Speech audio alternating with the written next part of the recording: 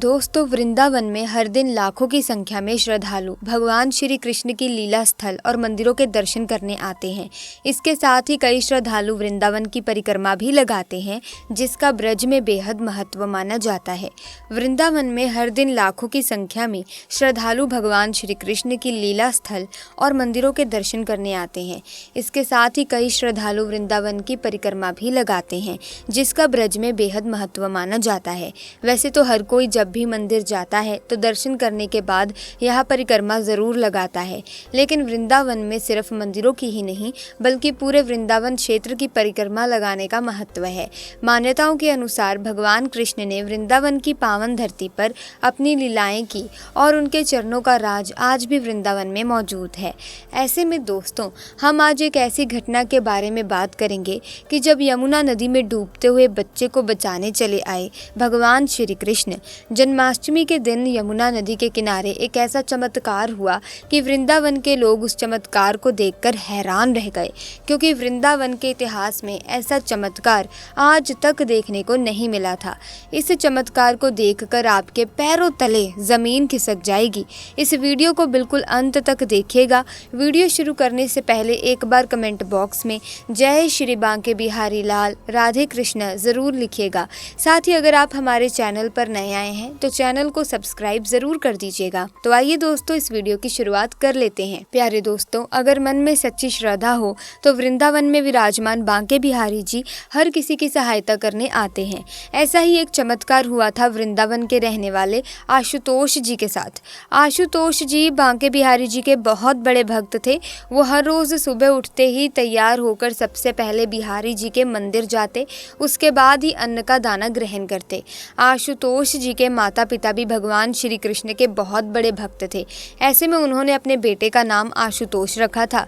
आशुतोष जी का परिवार मथुरा में रहता है, जिसमें उनके माता पिता, उनकी पत्नी और एक 5 साल की बेटी भी रहती है। आशुतोष जी की मथुरा में एक फल की दुकान है, जिससे उनका और उनके परिवार का खर्च बहुत ही अच्छे से चल जाता है। आशुतोष जी हर पर्व में अपनी पत्नी के साथ यमुना स्नान करने वृंदावन ज़रूर जाते थे। पहले तो यमुना में स्नान करते, फिर बिहारी जी के दर्शन कर वापस घर लौटते थे। हर बार की तरह आशुतोष जी अपनी पत्नी के साथ वृंदावन के लिए निकल रहे थे। तभी उनकी 5 साल की बेटी भी जिद करने लगी कि मुझे भी चलना है, लेकिन उसको बहुत समझाने के बाद भी वो नहीं मानी। तो आशुतोष जी ने पत्नी से कहा कि चलो ले चलते हैं, लेकिन इसका ध्यान रखना। फिर वो तीनों वृंदावन की यमुना नदी के किनारे पहुंच गए।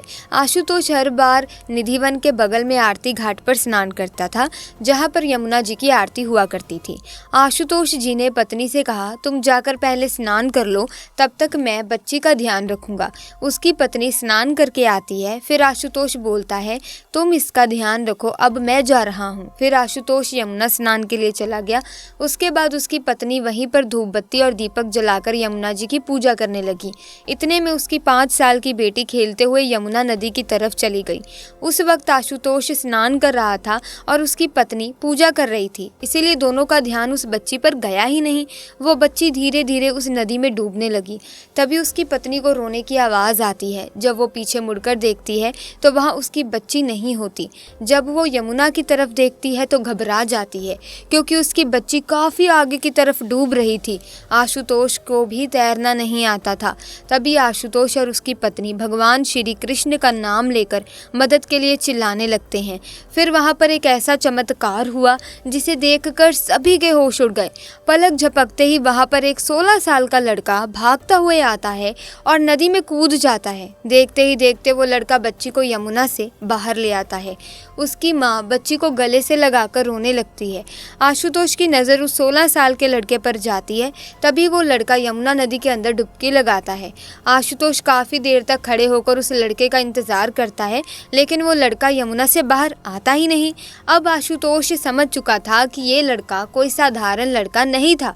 वो स्वयं साक्षात बांके बिहारी जी थे, जो मेरी बेटी को बचाने के लिए आए हुए थे। उसके बाद वो खुशी मन से बांके बिहारी के मंदिर जाते हैं और बांके बिहारी जी का धन्यवाद करते हैं, और धीरे धीरे ये चमत्कारी घटना पूरे वृंदावन में फैल जाती है। दोस्तों, आप इस घटना के बारे में क्या कहना चाहेंगे? आप कमेंट सेक्शन में अपनी राय ज़रूर बताइएगा। और श्री कृष्ण के भक्त पूरी श्रद्धा से, सच्चे मन से कमेंट सेक्शन में राधे राधे ज़रूर लिखेगा। दोस्तों, भगवान श्री कृष्ण की जो कोई भी पूजा करता है, जो कोई भी आराधना करता है, उसके सारे काम बनने लग जाते हैं, सफलता की सीढ़ियों पर चढ़ता है, ज़िंदगी में सकारात्मकता आती है। तो आप भी श्री कृष्ण जी का नाम पूरी श्रद्धा भाव से कमेंट्स में लिखें ताकि आपकी सभी मनोकामनाएं पूर्ण हो सकें। फिलहाल के लिए आज की इस वीडियो में बस इतना ही। मुझे उम्मीद है कि इस वीडियो में बताई गई घटना को सुनने के बाद आपका विश्वास श्री कृष्ण जी के प्रति और भी दृढ़ हो गया होगा। अगर हाँ, तो आप इस वीडियो को लाइक करें, शेयर करें, चैनल को सब्सक्राइब करके बेल आइकन को प्रेस कीजिए ताकि नए वीडियोस की अपडेट आपको मिलती रहे। आपका धन्यवाद।